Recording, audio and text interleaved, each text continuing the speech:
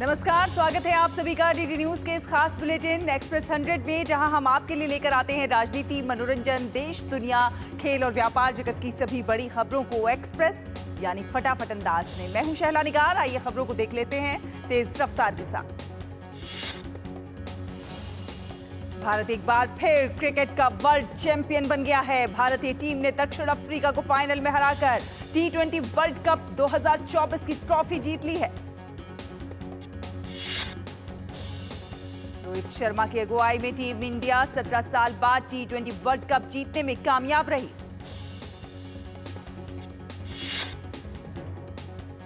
भारतीय टीम इस टूर्नामेंट में एक भी मैच नहीं हारी। ये T20 वर्ल्ड कप इतिहास में पहला मौका जब किसी टीम ने बिना कोई मैच हारे ट्रॉफी जीती। आईसीसी T20 विश्व कप के फाइनल में भारत ने दक्षिण अफ्रीका के सामने जीत के लिए 177 रनों का लक्ष्य रखा। जवाब में दक्षिण अफ्रीका की टीम 169 रन ही बना सकी। इससे पहले भारतीय कप्तान रोहित शर्मा ने टॉस जीतकर पहले बल्लेबाजी करने का निर्णय लिया था। भारतीय टीम ने तेज शुरुआत करने की कोशिश की और पहले ही ओवर में 15 रन बनाए। विराट कोहली को शानदार अर्धशतकीय पारी के लिए मैन ऑफ द मैच घोषित किया गया। भारत की इस ऐतिहासिक जीत पर टीम इंडिया के प्रशंसकों में खुशी की लहर है। देश भर में जगह जगह लोग जीत के जश्न में डूबे। कई जगहों पर फैंस ने जमकर आतिशबाजी भी की। गुलाबी शहर जयपुर में भारत की जीत का जश्न मनाया गया। महाराष्ट्र के पुणे में भी फैंस ने भारतीय टीम की शानदार जीत का जश्न मनाया।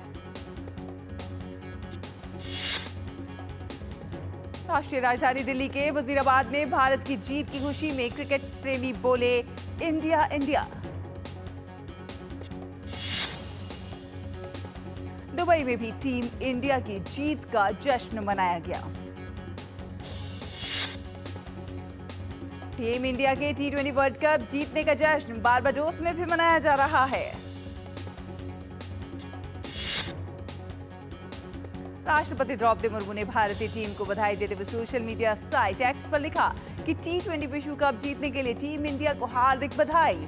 फाइनल मैच में ये असाधारण जीत थी। शाबाश टीम इंडिया, आप पर हमें नाज है।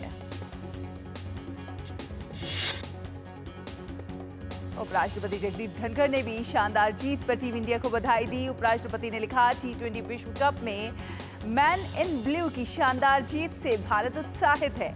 टीम इंडिया ने देश को गौरवान्वित किया है। हार्दिक बधाई। प्रधानमंत्री नरेंद्र मोदी ने ऐतिहासिक जीत पर टीम इंडिया को बधाई दी। सोशल मीडिया मंच एक्स पर बधाई देते हुए पीएम ने लिखा, चैंपियंस, हमें भारतीय क्रिकेट टीम पर गर्व है। ये मैच ऐतिहासिक था।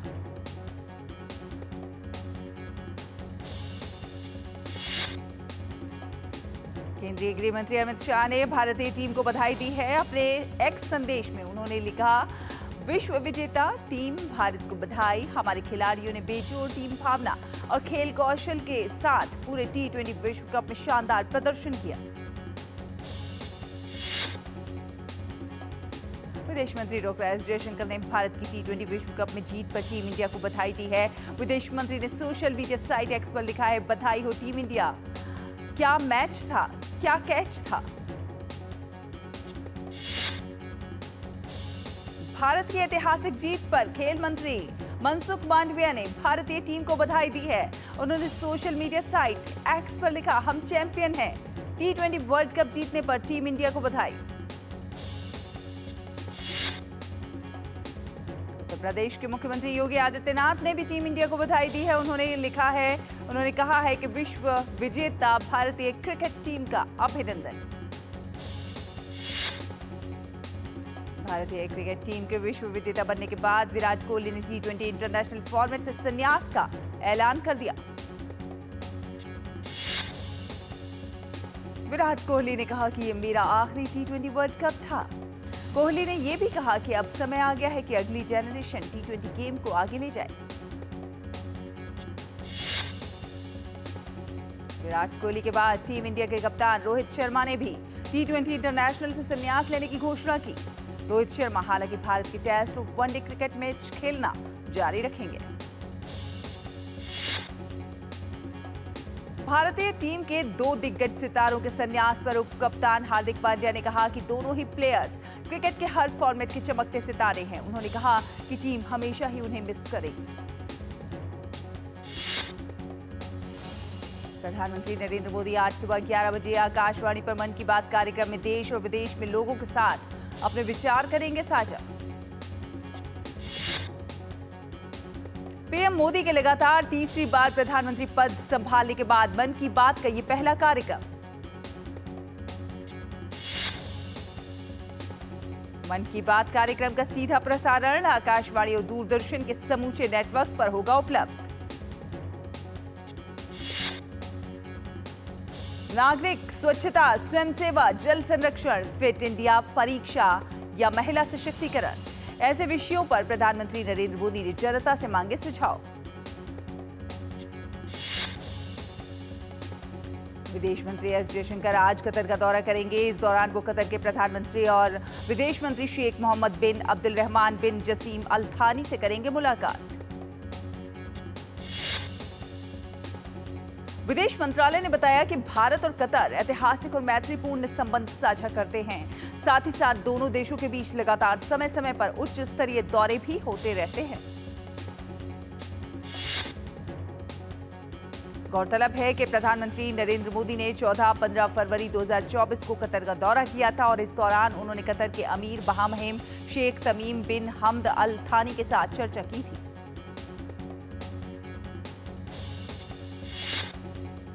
रुकेंगे एक छोटे से ब्रेक के लिए। आप देखते रहिए एक्सप्रेस 100। लाल रंग इसका अपार, तीखा कम है फिर भी स्वाद। MDH Kashmiri. Doctor ortho oil के रेगुलर मसाज से जॉइंट हेल्थी रहते हैं और अगर प्रॉब्लम बहुत पुरानी है तो डॉक्टर ऑर्थो कैप्सूल्स साथ लेना ना भूलें।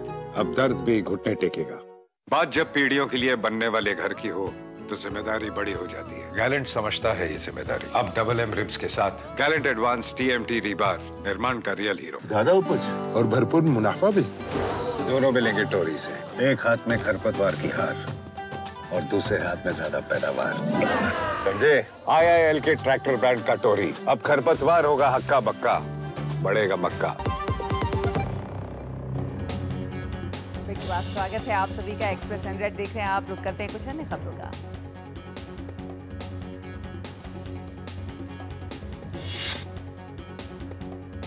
डॉक्टर एस जयशंकर की खाड़ी देश की ये यात्रा दोनों पक्षों को राजनीतिक, व्यापार, निवेश, ऊर्जा और सुरक्षा, सांस्कृतिक, यहाँ के लोगों के आपसी हित और साथ ही साथ क्षेत्रीय और अंतर्राष्ट्रीय मुद्दों सहित द्विपक्षीय संबंधों के विभिन्न मुद्दों की समीक्षा करने में मदद करेगी। पूर्व उपराष्ट्रपति एम वेंकैया नायडू के 75वें जन्मदिन की पूर्व संध्या पर प्रधानमंत्री नरेंद्र मोदी आज उनके जीवन और जीवन यात्रा पर आधारित 3 पुस्तकों का विमोचन करेंगे। रेल मंत्री अश्विनी वैष्णव ने कहा कि ओडिशा के पुरी में भगवान जगन्नाथ की विश्व प्रसिद्ध रथ यात्रा के लिए रेलवे विशेष इंतजाम कर रहा है। उन्होंने बताया कि रथ यात्रा के लिए रेलवे इस बार 315 स्पेशल ट्रेन चलाएगा। केंद्रीय शिक्षा मंत्री धर्मेंद्र प्रधान ने नीट मामले पर पूछे गए एक सवाल के जवाब में कहा कि कांग्रेस सिर्फ बवाल और भ्रम फैलाना चाहती है। उन्होंने कांग्रेस पर सरकारी कामकाज में बाधा डालने का आरोप लगाया। नीट मामले में हजारीबाग से एक पत्रकार को गिरफ्तार किया गया है। सीबीआई के मुताबिक जमालुद्दीन नाम का ये व्यक्ति हिंदी समाचार पत्र के लिए काम करता है। जमालुद्दीन पर आरोप है कि वो ओएसएस स्कूल के प्रिंसिपल और वाइस प्रिंसिपल का मददगार है।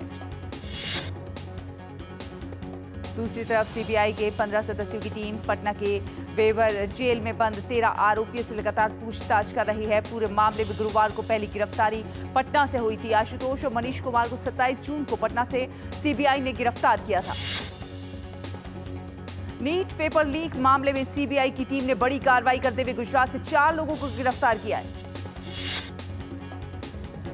दिल्ली आबकारी नीति मामले में दिल्ली के मुख्यमंत्री अरविंद केजरीवाल को राउज एवेन्यू कोर्ट ने न्यायिक हिरासत में भेज दिया है।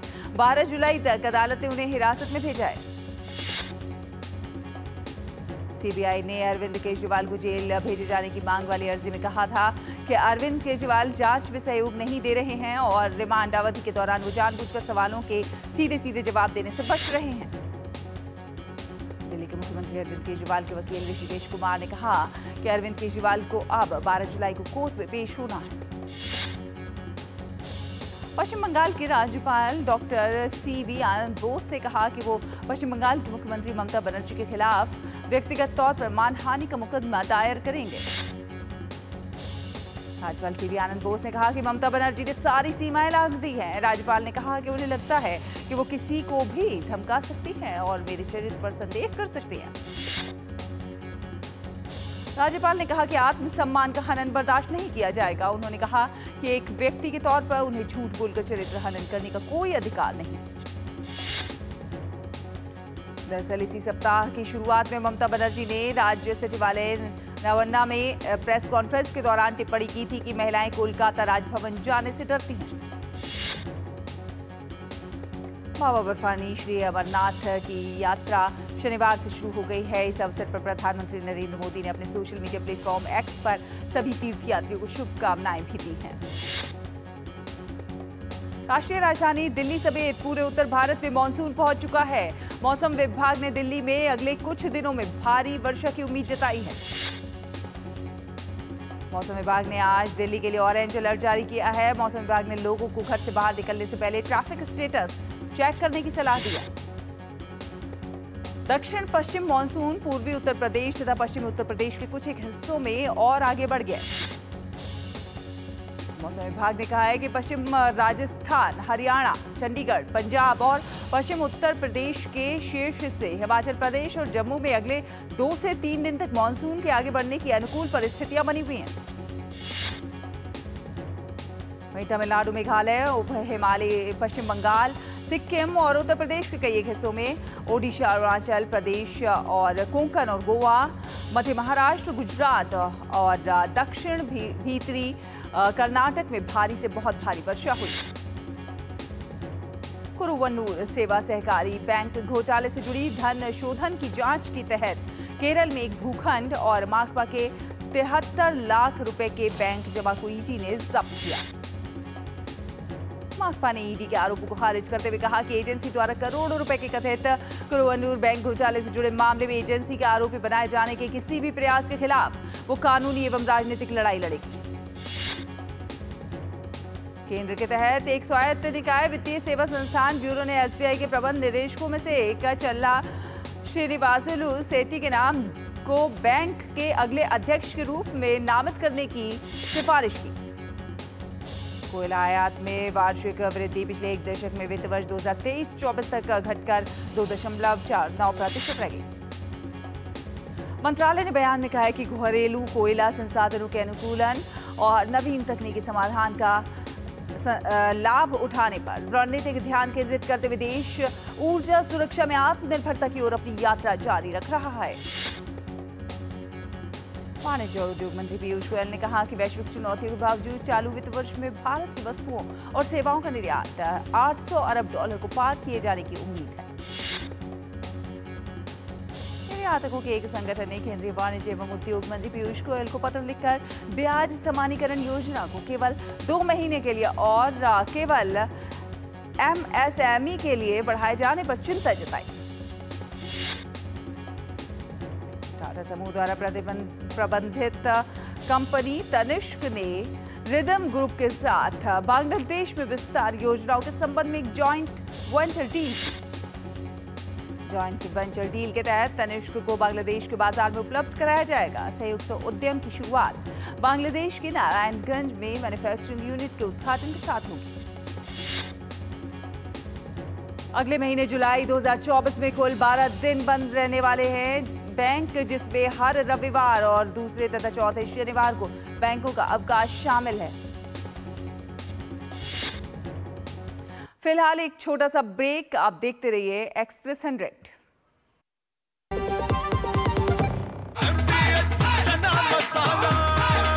अब छोलिया हो या लोबिया, सफेद चने या काले चने, सब कुछ मजेदार बने। बात जब पीढ़ियों के लिए बनने वाले घर की हो, तो जिम्मेदारी बड़ी हो जाती है। गैलेंट समझता है ये जिम्मेदारी। अब डबल एम रिब्स के साथ गैलेंट एडवांस TMT रीबार, निर्माण का रियल हीरो। चुटकुला समझ नहीं आया? समझ तो ये नहीं आता कि खेत धान का या खरपतवार का। तो इसमें समझना क्या है दोस्त? ले आओ धान के खरपतवारों का स्पेशलिस्ट ग्रीन लेबल। IIL के ट्रैक्टर ब्रांड का ग्रीन लेबल, धान के खरपतवारों का स्पेशलिस्ट। ब्रेक के बाद स्वागत है आपका। एक्सप्रेस 100 देख रहे हैं आप। रुक करेंगे कुछ अन्य खबरों का। उत्तर प्रदेश सरकार ने कहा है कि नोएडा अंतर्राष्ट्रीय फिल्म सिटी परियोजना का निर्माण 6 महीने के भीतर शुरू होने की उम्मीद है और इससे 50,000 रोजगार पैदा होंगे। राज्य सरकार ने लखनऊ में जारी बयान में कहा कि फिल्म सिटी के निर्माण से राज्य और पड़ोसी राज्यों के लिए रोजगार के अवसर खुलेंगे, जबकि अप्रत्यक्ष रूप से 5 से 7 लाख लोगों को नौकरी के अवसर मिलेंगे। इस सप्ताह 17 भारतीय स्टार्टअप्स ने 17 सौदों के जरिए 19.64 करोड़ डॉलर की फंडिंग जुटाई। ये राशि इससे पिछले सप्ताह के मुकाबले 75% कम। रिपोर्ट के अनुसार इस सप्ताह गैर बैंकिंग वित्तीय कंपनी नॉर्दर्न ARC ने सबसे ज्यादा 7.5 करोड़ डॉलर की राशि जुटाई है। ये राशि गैर परिवर्तनीय डिवेंचर्स के जरिए जुटाई गई है। EPFO ने सरकारी कर्मचारियों को दी है अच्छी खबर। अब से नहीं होगी गवर्नमेंट एम्प्लॉइज की सैलरी से ग्रुप इंश्योरेंस स्कीम के लिए कटौती। EPFO का नया आदेश उन कर्मचारियों पर लागू होगा जो 1 सितंबर 2013 के बाद सरकारी सेवा में आए हैं। साथ ही साथ अब तक GIS के तहत काटा गया पैसा भी वापस कर दिया जाएगा। देश में डेटा सेंटर की क्षमता वित्त वर्ष 2022 में 870 मेगावाट से दोगुनी होकर वित्त वर्ष 2025 तक लगभग 1,700 से 1,800 मेगावाट होने की है संभावना। असोचैम नेशनल काउंसिल के अध्यक्ष सुनील गुप्ता ने कहा कि देश में डिजिटल रुझान बढ़ता जा रहा है और यही वजह है कि भारत दुनिया की बड़ी वैश्विक अर्थव्यवस्थाओं में से निकलकर पहली डिजिटल अर्थव्यवस्था बन गया है। इंडियन फैशन ई-कॉमर्स कंपनी मित्रा ने फैशन डिजाइनर और एक्ट्रेस मसावा गुप्ता को मिंत्रा होम का ब्रांड एम्बेसडर बनाया है। नेशनल सिक्योरिटीज डिपॉजिटरी लिमिटेड के डेटा के अनुसार विदेशी पोर्टफोलियो निवेशक ने जून के दौरान शुद्ध रूप से 26,565 करोड़ के शेयर खरीदे। बाजार विशेषज्ञों के अनुसार FPI को ये एहसास हो गया है कि सबसे बेहतर प्रदर्शन करने वाला बाजार में बिकवाली करना गलत रणनीति होगी। संयुक्त राष्ट्र संघ ने कहा कि सतत विकास लक्ष्यों को हासिल करने की दौड़ में दुनिया पीछे छूट गई है। 2030 तक 169 लक्ष्यों में से केवल 17% ही पूरे होने की संभावना। यूएन महासचिव एंटोनियो गुटेरेस ने वार्षिक रिपोर्ट जारी करते हुए कहा कि करीब आधे लक्ष्यों को लेकर ही कुछ प्रगति दिखाई देती है और केवल 17% लक्ष्य ही तय समय सीमा में हासिल होने की संभावना। रिपोर्ट में कोरोना महामारी के प्रभावों का हवाला देते हुए कहा गया है कि 2019 की तुलना में 2022 में 2.3 करोड़ लोग गरीबी और 10 करोड़ से अधिक लोग भुखमरी की चपेट में आ गए। संयुक्त राष्ट्र द्वारा अफगान महिलाओं की स्थिति पर चिंता जताने के बाद तालिबान प्रवक्ता ने दोहा बैठक से पहले एक कड़ा संदेश दिया। तालिबान प्रवक्ता जबीहुल्लाह मुजाहिद ने 2 टूक कहा कि अफगानिस्तान के घरेलू मुद्दे पर किसी तरह से UN के नहीं है, इन मुद्दों पर चर्चा नहीं की जानी चाहिए। उत्तर कोरिया में किम जोंग ने हाल ही में जारी एक आदेश में उत्तर कोरिया के लोगों को कहा गया है कि वे हर महीने कम से कम 10 किलो सूखा मानव मल जमा करेंगे और इसे सरकार को देंगे। किम जोंग के जारी इस आदेश को नहीं मानने वालों पर 5,000 वॉन यानी कि 500 रुपए का जुर्माना लगाया जाएगा। यह आदेश उस घटना के करीब 1 महीने के बाद आया है जब किम जोंग ने सीमा पार दक्षिण कोरिया में मल से भरे गुब्बारे भेजे थे। रूस ने यूक्रेन के शहर रबनियास्क में मिसाइलें दागी जिसमें 7 लोगों की मौत हो गई है जबकि 31 लोग घायल हुए। यूक्रेन के शहर पर 2 मिसाइलें दागी गई है जिसमें बुनियादी ढांचे, एक दुकान और आवासीय इमारतों को नुकसान पहुंचा है।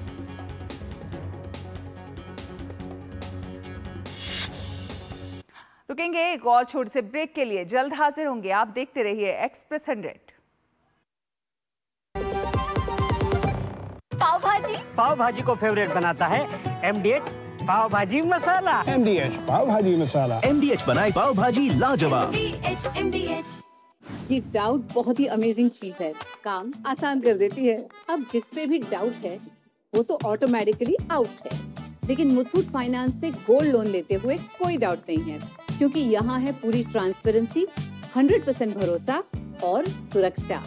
तभी तो मुथूट फाइनेंस है भरोसा इंडिया का, इंडिया का number 1 most trusted financial services brand. तो गोल्ड लोन लेने के लिए कॉल करें 1-800-313-1212। ब्रेक के बाद स्वागत है आपका। रुक करेंगे कुछ अन्य खबरों का।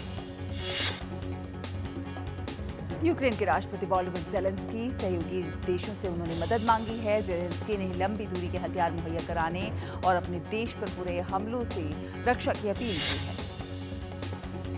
अमेरिका, यूरोप, मिस्र और कतर ने लेबनान के सशस्त्र संगठन हिजबुल्लाह को इजराइल पर हमलों से बाज आने की चेतावनी दी। अमेरिका ने कहा है कि लेबनान अरब क्षेत्र में युद्ध को बढ़ावा दे रहा है। विदित हो कि 8 अक्टूबर 2023 से जारी हिजबुल्लाह और इजराइल के वार प्रतिवार के बाद इजरायली सेना अब लेबनान पर बड़ी कार्रवाई की तैयारी कर रही है। ईरान में समाज सुधारक मसूद पेजेशकियान और कट्टरपंथी सईद जलीली को चुनाव में जीत मिली, लेकिन किसी को भी बहुमत नहीं मिला, जिसके कारण ईरान में अगले हफ्ते 5 जुलाई फिर से राष्ट्रपति का चुनाव होगा। ईरान के आंतरिक मंत्रालय के मुताबिक 61 मिलियन से ज्यादा पात्र ईरानियों में से केवल 40% लोगों ने ही मतदान में भाग लिया, जो कि 1979 के बाद हुए चुनाव में रिकॉर्ड सबसे कम वोटिंग। पाकिस्तान के अशांत खैबर पख्तूनख्वा प्रांत कुछ अज्ञात बंदूकधारियों ने कम से कम 4 मजदूरों का अपहरण कर लिया। एक वरिष्ठ पुलिस अधिकारी ने जानकारी दी। गायक अभिजीत भट्टाचार्य ने एक इंटरव्यू में शाहरुख खान संग झगड़े को लेकर अपनी निराशा का खुलासा किया। अभिजीत ने कहा कि शाहरुख जानते हैं कि उन्हें दुख पहुंचाया और दोनों का स्वभाव एक जैसा है। हिना खान ने ब्रेस्ट कैंसर की खबर देने के बाद अपनी हेल्थ अपडेट देते हुए नया पोस्ट शेयर किया है, जिसमें एक मोटिवेशनल गाना भी सुनने को मिलता है। टीवी एक्ट्रेस ने एक नोट लिखा है कि ये बीत जाएगा। जैन धर्म का मजाक बनाने वाले stand up comedian Daniel Fernandes विवादों में फंसे हैं। वहीं हैदराबाद में उनके शोज को कैंसिल कर दिया गया है। इतना ही नहीं, इस वीडियो के चलते उन्हें धमकी भी मिल रही है। इस बात की जानकारी खुद कॉमेडियन ने सोशल मीडिया साइट पर दी है। कास्टिंग डायरेक्टर से एक्टर बने परमवीर सिंह चीमा अब अपनी अपकमिंग सीरीज चमक के दूसरे पार्ट को लेकर चर्चा में हैं। शो में वो काला का किरदार निभा रहे हैं। चमक द कंक्लूजन 16 अगस्त से सोनी लिव पर स्ट्रीम होगी। फिल्म डेडपूल एंड वोल्वरिन का नया टीजर रिलीज हो चुका है। फिल्म 26 जुलाई को सिनेमाघरों में दस्तक देने वाली है। फिल्म कल की 2898 एडी कमाई के मामले में एक के बाद एक रिकॉर्ड तोड़ रही है। फिल्म वर्ल्ड वाइड 3 दिनों में कुल 398.5 करोड़ का कलेक्शन कर चुकी है। तमिल फिल्मों के दिग्गज सुपरस्टार रजनीकांत ने हाल ही में रिलीज हुई फिल्म कल की 2898 एडी की तारीफ की है। कल की 2898 एडी की सभी कलाकार तारीफ कर रहे हैं। इस फिल्म की तारीफ नागार्जुन ने भी की है। उन्होंने अमिताभ बच्चन को ओरिजिनल मास हीरो बताया है। बिग बॉस OTT 3 के पहले वीकेंड का वार में अनिल कपूर को बहुत गुस्से में देखा गया। बॉलीवुड स्टार अनुपम खेर अपनी लग्जरी कार छोड़ बारिश का लुत्फ उठाने निकल पड़े।